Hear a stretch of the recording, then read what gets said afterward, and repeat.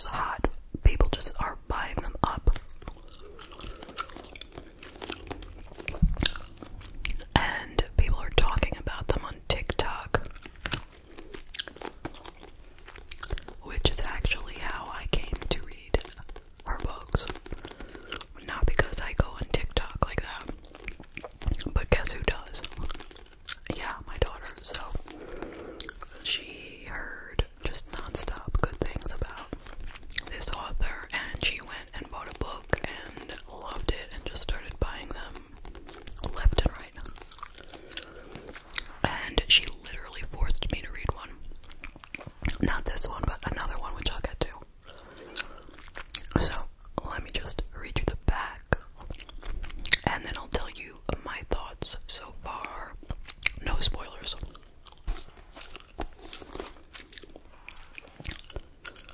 Okay.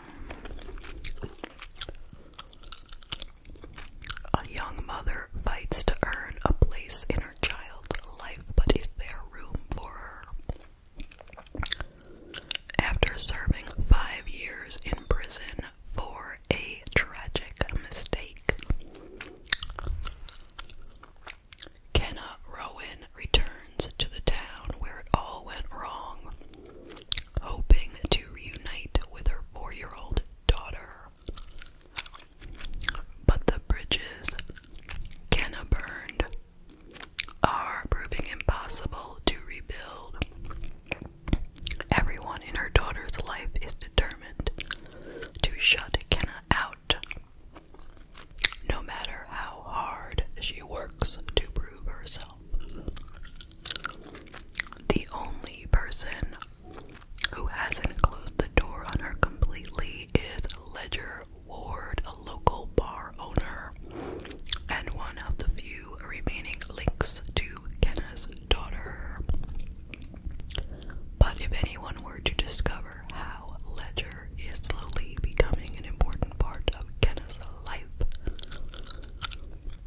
both would risk losing the trust of everyone important to them.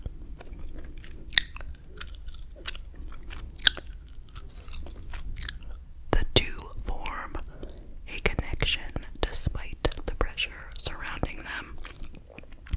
But as their romance grows, so does the risk. Kenna must find a way to absolve the mistakes of her past in order to build a future out of hope and healing.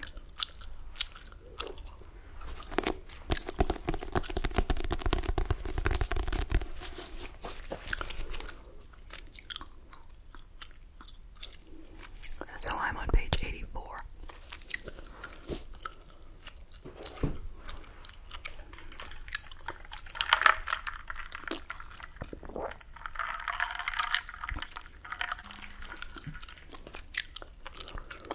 So I'm enjoying this book. It starts out with Kenna, and she just got out of prison. She has, like they said, made a major mistake and has spent, was it 5 years? I think 5 years in prison to pay for her mistake. And she has a 4-year-old daughter who is now in the custody of the grandparents, not her parents, but the father's parents. The father is dead, and I'm not spoiling this, okay? You find this out right in like the first couple of pages. She somehow killed him negligently, okay? Not like a typical murder type thing. It was a negligent mistake type of scenario. So she's heading back to the town where it all happened because she wants to get her daughter back, or at least, you know, be able to have some visitation. And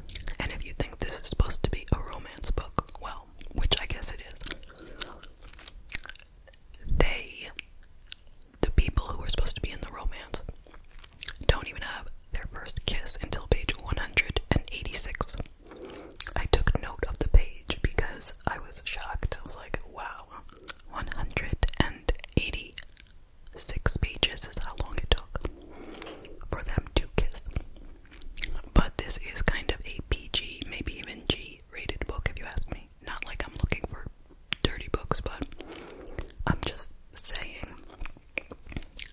you will never really hear anything other than about their kissing, okay? Seriously.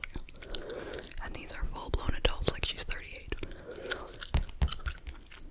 And, you won't feel any chemistry between these two people. Not at all. I'm sorry to say. It just takes forever and ever and ever and ever, okay? But yeah, this, woman, McKenna, not to be confused with Kenna from the other book, but McKenna, she works in New York City at a law firm, and she's hoping to get a junior partner or something. And they call her into their office. She thinks it is because they're gonna tell her she made partner, but instead they put her on unpaid leave and accuse her of a white-collar crime, as it says on the back of the book. I don't want to spoil it for you, so, but you're not gonna read it. Not after this review. I don't think. So, she's on unpaid leave. So she goes back to her hometown, Durham, North Carolina, to live with her parents. She doesn't even tell them what happened at all. She just tells them she needs some time off, and she has panic attacks. She's always had them. So they think it maybe has something to do with that, you know. She has a panic attack as soon as she comes into the house, basically. So there's this guy who was from her high school. He was a nerdy guy, and she was a nerdy girl. They were both trying to become valedictorian. He moved away, so their rivalry ended there. Like, he moved before senior year. She became valedictorian. She didn't really think much of him again until she ran into him again when she was back in Durham. And, you know, I don't have to go into it further because I don't want to spoil it. But I'm just saying, if you read this book, you need to have your speed reader skills ready. You know what I mean? You have to be ready to skip, skip, skip, skip, skip, skip.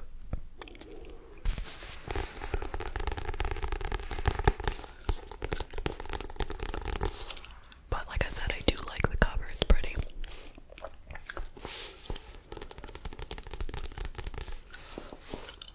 Okay.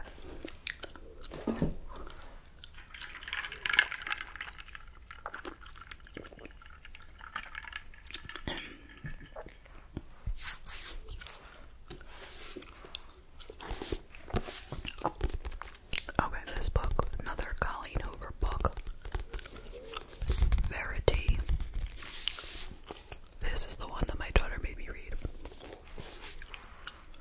She was like, I just love this Colleen Hoover. You have to read this book. I'm like, okay. She's like, she gave it to me. She's like, did you read it yet? Like, she kept saying me, did you start reading it yet? I'm like, no.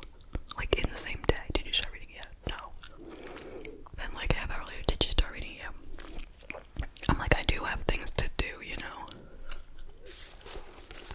So finally, you know, she was really anxious for me to read it. So I went ahead and I read it. It took me like maybe 3 days, you know. I didn't read it non-stop. Like, she read it quicker and she was like, oh, you didn't like it as much as I did because I read it quicker. But no, it was good. Very good. This is a very popular book. And,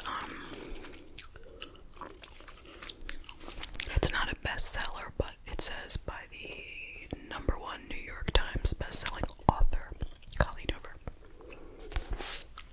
Okay, so what is this about?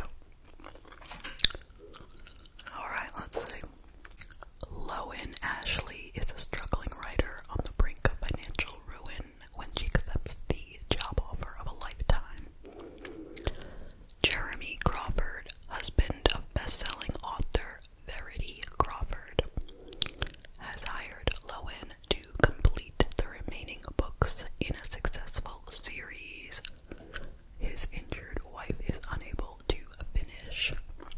Lowen arrives at the Crawford home, ready to sort through years of Verity's notes and outlines, hoping to find enough material to get her started. What Lowen doesn't expect to uncover in the chaotic office is an unfinished autobiography Verity never intended for anyone to read. Page after page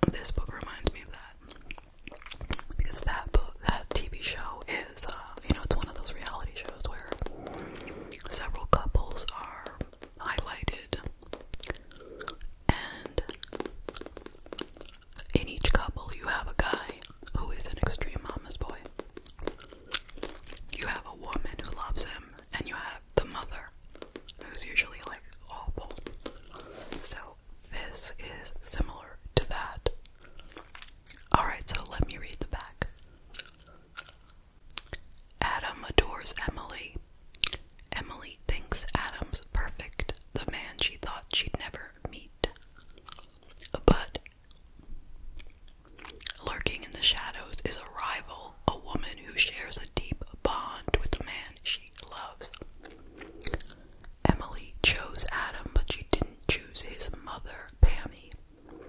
There's nothing a mother wouldn't do for her son, and now Emily is about to find out just how far Pammy will go to get what she wants. Emily gone forever. The other woman will have you questioning her on every page in this fiendishly twisty psychological thriller about a man, his new girlfriend, and the mother who will never let him go. Okay, it says Reese Witherspoon on the back, so yeah, it is her. Okay, so Emily meets this guy named Adam, and he is like the greatest, right? You know, or so it seems. And they start dating.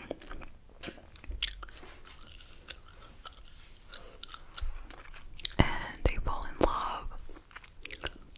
You know the drill. But she goes to meet his mother, and his mother is an abomination.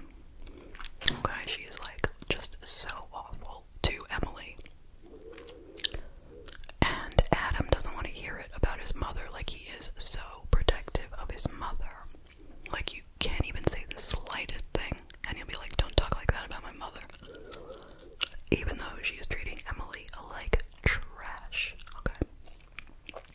So that is a bit annoying. So you feel like, why is she in this relationship?